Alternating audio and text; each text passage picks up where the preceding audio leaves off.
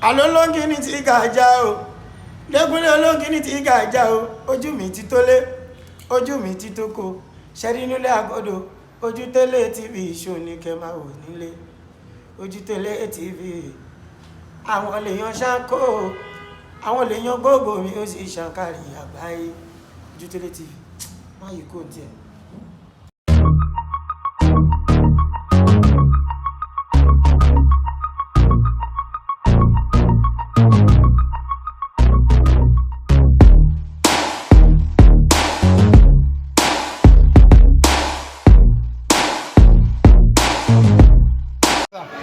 Ọba Gbọ́láhàn Àkànbí Tímsìn, ọba Jagunmólú ti Ṣómólú Bàrígà. Kábíyèsí o. Lẹ́yìn ayé níbi ìkórè ṣọ́ọ̀ṣì wòlíì Tibetan. Wòlíì yìí lẹ́yìn àwọn ọjọ́ sí. Mo mọ wòlíì gẹ́gẹ́ bí onífẹ́ gbọ́tọ́nsìn. Elijah ò ní sáínbọ́ọ̀dù. Iṣẹ́ ìyanu ni wọ́n fi lórúkọ ẹ̀. Tibetan, I call him Prophet of the Most High. Ọ̀pọ̀ èèyàn ló jẹ́ wòlíì òjíṣẹ́ Ọlọ́run tí wọn ò ṣiṣẹ́ Ọlọ́run tó jẹ́ nǹkan míì ni wọ́n rán. Ṣùgbọ́n ẹni tọ́lọ́run bá to ètò ayé ẹ̀, one special area tí mi ò tí lè imagine ní òde ní ìta wà ní arákùnrin tó dàgbà tó dórí ẹ̀yìn tí ògbóbìnrin ní lẹ́yìn ìyàwó ilé ẹ̀ lọ́dún tó kọ́ mọ̀, ìyàwó òun náà lọkùnrin tó kọ́kọ́ mọ̀. Ó rí àtúnṣe kọ́ńbà ẹ̀ ní tọ́lọ́run bá tó bẹ́ẹ̀. Lóòrùn méjèèjì wá wà bẹ́ẹ̀ lẹ́yìn tí wọn ò tún á jọ gbé pọ̀, ìyàwó gbogbo òyìnbó ọkọ̀ ń gbé Nàìjíríà. Ọlọ́run lè ṣe wọ́n ní ìkóra ẹni níjànú nípa ara wọn débi wípé nígbà tí ìgbà ní ìbéèrè fi mú ọmọ níwájú ènìyàn wípé èmi ò ní ìbára mi jẹ́ àti nínú ìjọ àti ibikíbi mi ò ní ohun tí wọ́n lè sọ mọ́ mi pé kíní kan ló ń ṣe. Ìbẹ̀rù Ọlọ́run lọ́kàn ẹ̀ ó ju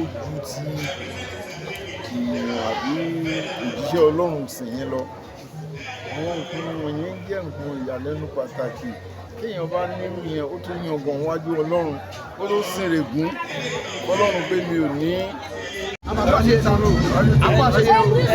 Owó làbí ọmọ ìbò àlọ́. Láti ìdí ayé kankan from Paris wà nínú ayé. ìyá àjọ lè ní Tó tarí. Nǹkan tí àwa rí ní ti ara ọ̀pọ̀. Tó tarí ti ẹ̀mí ọ̀pọ̀. Bẹ́ẹ̀ ni àwa rí pé àkókò nítorí pé tí àkókò kò bá tó fún ọkọ̀ kì í ṣẹlẹ̀. Ìyá wa ìmúṣà àpá ẹ̀kọ́ ti wà. Àwa náà gbẹ́dà ti wà. Báwo wá ti rí pé àkókò ti tó láti rí pé àti ṣùgbọ́n ra nípa. Ọkọ wọn ìyàwó lẹ́jẹ̀ sanwó padà lọ sí ẹ̀mọ́ ìṣẹ́wà ìyàwó ọkọ wọn bá rẹ̀ jẹ́ sí bá rẹ̀ describe wọn. Báwo la ṣe jẹ́ sí ọkọ wọn? Bá rẹ̀ describe wọn.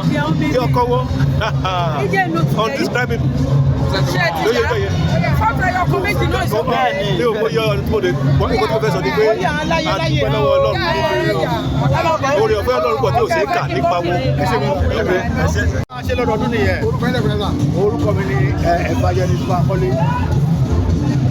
Bàbá Tibetan, ìlú ẹ̀wọ̀n lọ́jọ́ sí. Ìpìlẹ̀ ti Jésù lélẹ̀ léyìí o. Bàbá aládùúrà wa dúró lé lórí. Ìdààmú ṣe rò wípé ó yá kúrò níbẹ̀ o. Mo dúró lẹ́kùnsẹ́ àpáta. Ṣe rí láti bẹ̀rẹ̀ ṣọ́ọ̀ṣì àjọ bẹ̀rẹ̀ rí láti Àdìmọ̀ṣọ́. Nígbà tó ń ṣe lo just ordinary one all the way from that place láti jọ wà. Adẹ̀jọ́ wa mú ìjọ ìsílẹ̀ bíbá yẹn. So kò ṣe padà. So ó pẹ́ kì í ṣe pé bóyá ṣe bẹ̀rẹ̀. Ó pẹ́ tàbí jọ wà. Pọ̀ nínú ọ̀rọ̀ ọmọ aláwọ̀ olórẹ̀. Wọ́n láwọn olùkọ́ bá rí àjọyọ̀ ìwádìí. Naturally àkàndá èèyàn ni. But ẹni tó bá lè tolerate ẹ̀ ṣé yọ̀nà sáà tó bá ń bá ẹ ṣeré láàárọ̀ ó lè dọ̀sán ó tún ká kò disturb anybody. Ó ní Ọlọ́run ló dá yẹn ó sì ní àkàndá èèyàn kì í ṣe ọ̀rẹ́ bẹ́yẹn pé kò lọ́rẹ̀ bẹ́yẹn ó lọ́rẹ̀ ṣùgbọ́n àkàndá yìí. Ìmọ̀ràn lẹ́fẹ́ gbà wọ́n. Ìmọ̀ràn tí máa gbà wọ́n oníkan ni mo fẹ́ sọ kò ṣe pé ó ní mo fẹ́ dàbí ti Jésù, ó ní nínú ìwà pẹ̀lẹ́, ó ní kò sẹ́ni tó gbọ́rọ̀ ìbínú, ó ní ẹnu ẹ̀ lẹ́ẹ̀kan rí. Ìmọ̀ràn tẹ́mi máa gbà wọ́n ni pé Ọlọ́run tó wà máa fún ọ ní sùúrù, kò sí nǹkan tí sùúrù ṣe tó ṣe tì torí lé ológun tá ń lọ Ọlọ́run jẹ́ ká gbogbo ẹ̀ sí Jesus mighty name. ẹ ṣe kan sà. àkó àṣeyẹ o. orúkọ mi ni Honorable Dr. Ọládipúpọ̀ Babátúndé Òkèyọmí aka Karigo. Karigo yẹn gẹ́gẹ́ bí akábẹ̀ láti bẹ̀ kí ni tí wọ́n Karigo sà. Àwọn èèyàn ti ń béèrè kí ni ìtìpẹ́ máa tẹ̀síwájú òní Karigo. Wòlíì Tibetan tẹ bá wá síbí lẹ́nu. Bẹ́ẹ̀ni. Ìlú èèyàn wo ni wọ́n? Ẹ̀gbọ́n mi ni wọ́n. Wòlíì Ọlọ́run alàyè dẹ̀ ni wọ́n. Let me tell you this. Ìjọ kan àjọ wà l'Amẹ́ríkà, àjọ wà ní airport.